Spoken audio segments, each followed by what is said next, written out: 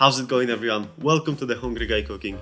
In today's video I will be reviewing another recipe from Sorted's Ultimate Cooking Battles cookbook, the charred chicken burrito. Funnily enough, it looks like they forgot to include instructions on how to cook the rice, but I think that's a good thing, as Barry's method of cooking rice would have angered a certain demon. You should have all the equipment you need at home, and in terms of the ingredients, a trip to a large supermarket will take care of everything except for the fresh jalapenos. I managed to find some in Marks and Spencer's, but if you are having trouble finding them fresh, using the jarred pickle stuff will be fine. When I think of a burrito, my mind goes to punchy flavors and synergy.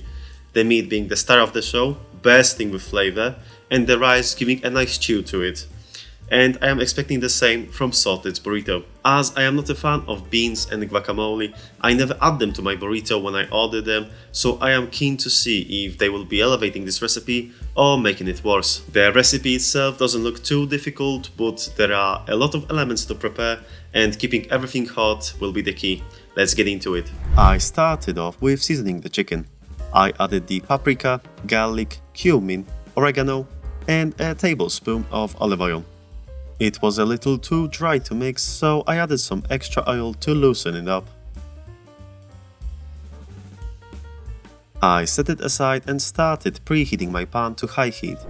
As always with induction and glass stoves, gradually heat up the pans to avoid warping. I got the pan smoking hot and added the chicken, fried it for 4 to 5 minutes per side, and made sure to get some char to get a little of that grill flavor. This will be the most difficult part, as you need to get some char, otherwise you will end up with a chicken burrito and not a charred chicken burrito. I deglazed the pan with 100 ml of water, reduced it for around 5 minutes until half of the water was gone, transferred everything to a bowl, and added the remaining juices. There were some stuck bits and liquids on the pan, so I added a little bit of extra water to get as much of it as possible into the bowl. They pack a lot of flavor, so you don't want to waste them. I teared the chicken into strips using forks and covered to keep warm. Gave the pan a little rinse and brought it back to temperature. Added the jalapenos and fried them for 16 minutes, turning every 4 until I got them charred all around. Next, I started working on the beans. Diced a whole brown onion and finely diced the garlic. Added them to a medium saucepan on medium heat and fried for 10 minutes until soft and fragrant. Added the chicken stock, brought it to boil, and then simmered for 20 minutes.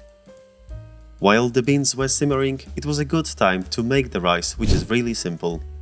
I rinsed it under cold water until the water was clear. It took me 3 rinses. Transferred it to a small saucepan and added the water. For basmati, the rice to water ratio is 1 to 2, so for the 100 grams of rice I used, I added 200 milliliters of water. Seasoned it with a pinch of salt and tossed in a bunch of coriander to infuse the rice. Brought it to boil, covered it, reduced to low heat and simmered for 10 minutes. It is important to give the rice some privacy and not lift the lid, otherwise all of the steam will leak.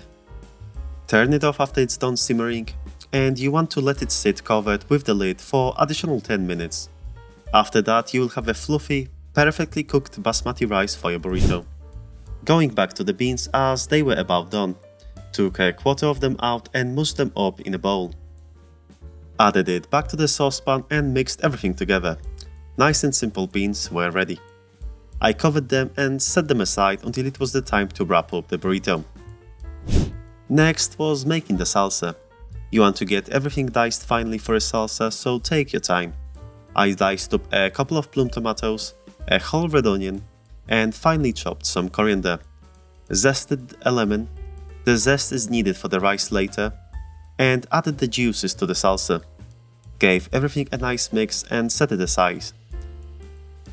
I also sliced the jalapenos from earlier and set them aside as well. In the recipe, you should mix them with the chicken in the bowl, but my fiancé doesn't like spicy food, so I had to keep them separate. Guacamole time. I finely diced half of a red onion and another bunch of coriander.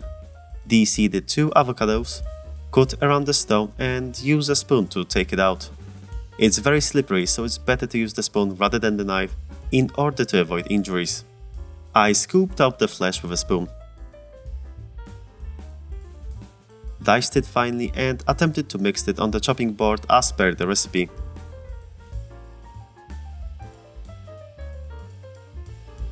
This wasn't too efficient, so I just got everything into a bowl and mixed it there, which was much simpler. Seasoned it with salt and pepper and added a tablespoon of olive oil before mixing the guacamole a final time.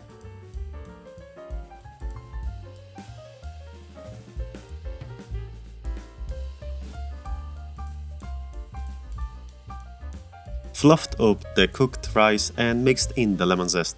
You can throw the coriander away, it has done its job. Assembly time. I heated my tortilla on medium heat with some cheese on top until it started melting. Layered everything in and pushed the tortilla to the max.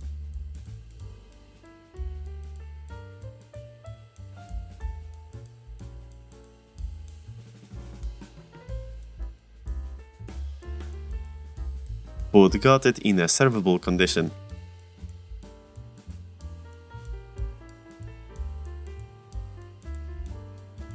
Here's the cross section, which looked delicious. One issue I had was that my tortillas were too small, so I wasn't able to pack it as full as I wanted to, but I'm sure it will still be great. Fragrance wise, there's a lot of coriander coming through. Not much of anything else. Here we go.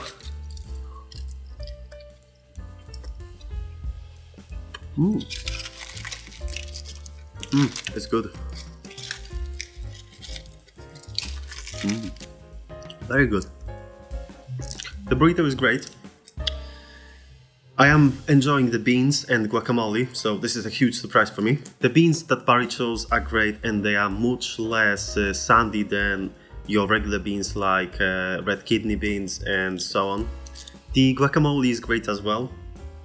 The chunkier texture works better as it gives more of a bite, whereas if you make it into a pure mush, it just feels weird to me as it's too smooth.